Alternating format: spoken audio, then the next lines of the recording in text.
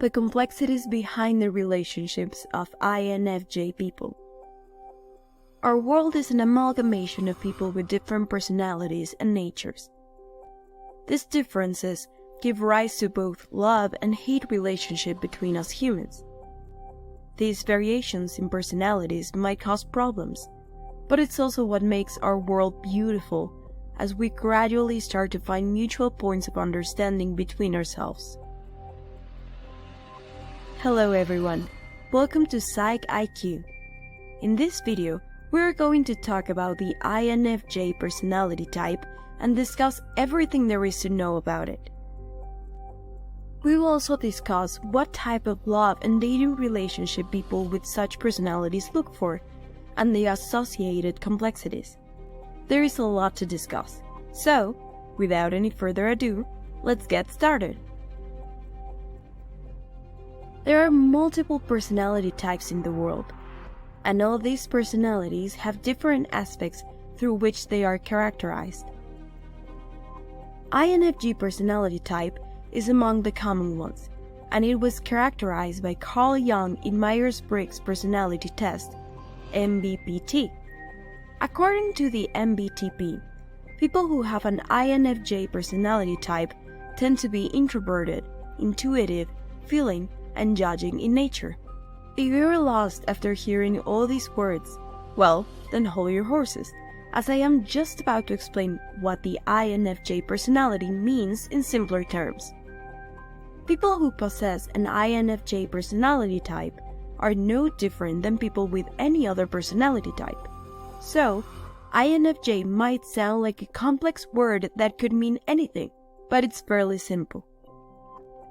Once I go through what sort of people have INFJ personality, you will be able to relate to it because you might know people around you who have such a personality. Who knows, you might have an INFJ personality type as well. So, what is an INFJ personality type?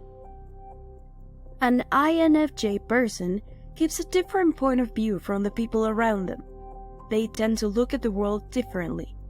For everything and everyone around them, they have a perception of them which they make from their own lens.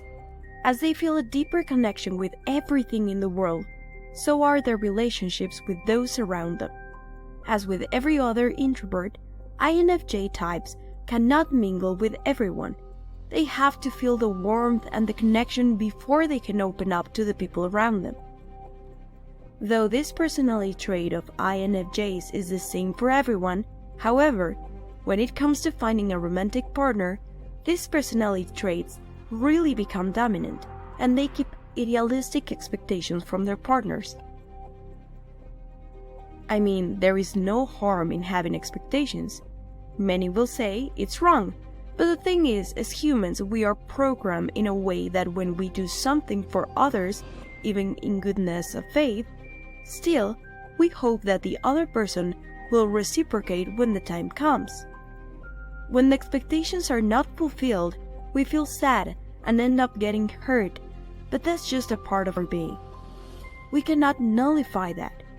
But coming back to the INFJ people, this trait of expecting ideal traits in a partner is one thing that is always dominating the overall personality. When it comes to their own personality, they will be very warm, welcoming, loving, attentive, and helpful. Whenever you will meet a person with an INFJ personality type, one thing will be very common among them, and that's the way they treat others. They are very calm, self-composed, and strategic towards the sort of life they live. However, all this very idealistic personality trait has their cons, and that is, a person with an INFJ personality type really struggles in finding love. Yes, I know most of you must have been waiting for when I'll come to the relationship and love life part. So, don't worry, as that's what I am going to discuss now. So, when it comes to the relationship between an INFJ person and their partner, INFJ people expect that what they are giving to their partners must and should be reciprocated by their partners. There is no doubt that the INFJ people are some of the loveliest ones in the world out there. They will give you all the attention and care without you even asking for it. But when they give, they also expect that their partner will do the same for them. Now, that's where the problem occurs, because in the case of INFJs, it's their habit and they don't necessarily have to put in a lot of energy in giving attention and time to their significant other. However, for their partner, it might not work like that. INFJ people are not wrong for expecting love, intimacy, attention, and possessiveness from their partners.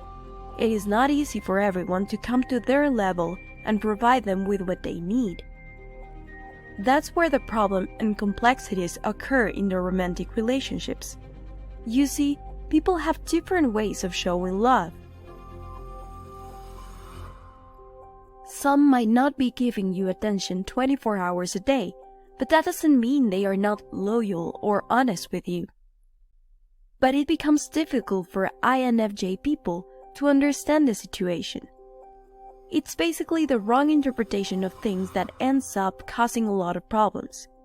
For example, if an INFJ person is giving you attention, for them it's not an effort. They don't have to go out of their way to do something. It's just that they are always there for the people they love. And how then they can ignore their significant other? But on the other hand, if their partner is an extroverted person with so many things on their plate, they might not always be available. Again, that doesn't mean they don't love them, or their partner doesn't care about them. It's simply how they want to take things in life. So, when both parties are correct on their end, problems in the relationship start. Psychologists consider INFJ as one of the very important and great personalities for a relationship only if an INFJ person can control his idealism and add a pinch of realism to it. Because if you consider other things that INFJ expect from their partners are intimacy, love, confidence, practicality, friendship, and openness, and all these traits are a healthy collection of traits that make you a great partner. With intimacy, you get close to your partner and make sure you are always there for them. You can never stay together for long if the love isn't there. It's love and intimacy in a relationship that will give you confidence and make your relationship practical. Lastly, friendship and openness are those traits that are important for any relationship on this earth to work. You cannot be together if you are not good friends with each other. Because if you are dating and you guys are not friends in the first place, then what are you? It's the foundation of any relationship. Mentioning all these expectations of an INFJ person was important because psychologists are not wrong. But then the other part, where they expect their partners to go above and beyond to provide them with the same everything they are giving, that becomes a problem. Because the truth is, there is no such thing as a perfect person in the world. And being a perfectionist, an idealist, especially with relationships, never works out. How can you expect a human being who has their own flaws and are dealing with their own life to become a perfect partner? It doesn't mean that there are no people like this. Love can do anything, and usually after understanding each other, partners try to reciprocate and be considerate about what their partner needs from them. But then, things are not as we always want them to be. INFJ people believe in the concept of talking about emotions and not suppressing them. They consider love to not be a passive emotion that needs hiding. So, following that ideology, they will always share love and show whatever they are feeling. And there is no harm in that if they are okay with it. But then, you cannot expect the world to move and work as you want it to. And that's the only problem that can create complications and hindrances in the lives of INFJ people. They are great people, no doubt, but this world is not a great place for idealists and perfectionists. Not only do such high levels of expectations from others make their love life hard, but also it's making your life miserable by always expecting the perfect. Otherwise, once an INFJ is in a relationship, they will always cherish their relationship and try to get to a spiritual level of understanding with their partner. I mean, there is nothing more lovely and amazing about your partner cherishing and admiring your companionship with them. But then, no one is perfect, not even INFJ people. Because while they might look perfect, their perfectionism and idealist approach are not very helpful, especially when it comes to relationships and love life. So that's a wrap on the video. I hope you like it. If you did, please give it a thumbs up and do not forget to subscribe to the channel. Thanks for watching, and I'll see you in the next one.